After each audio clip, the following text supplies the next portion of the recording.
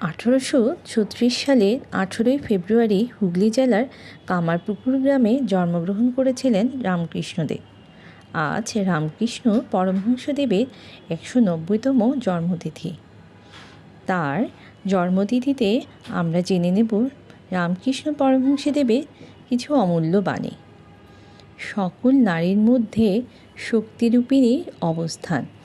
তোমার ধর্ম আমার ধর্ম বলে লড়াই করে কী লাভ, যখন তোমার আমার সবার গন্তব্য সেই একজনেরই কাছে। জ্ঞান আমাদের ঐক্যের দিকে নিয়ে যায়, আর অজ্ঞানতা আমাদের পরস্পরের থেকে আলাদা করে রাখে। তুমি যদি মনের মধ্যে অহংকার কালো মেঘ পুষে রাখো, তাহলে স্বয়ং ঈশ্বরও তোমাকে আলোর পথ দেখাতে পারবে না। ধর্মের বইতে অনেক ভালো ভালো কথা লেখা থাকে, কিন্তু সেগুলো পড়লেই কেউ ধার্মিক হয়ে যাবে না। সেই সব কথাকে নিজের জীবনে ব্যবহার করতে হবে। যে ব্যক্তি কোনো স্বার্থ ছাড়াই অন্যের জন্য কাজ করেন, ঈশ্বর তার সর্বদাই মঙ্গল করে থাকেন। কখনো ভেবো না যে তোমার বিশ্বাসটাই সত্যি আর অন্যের বিশ্বাস মিথ্যে। নিরাকার ঈশ্বর যেমন সত্যি, সাকার ঈশ্বরও ততটাই সত্যি।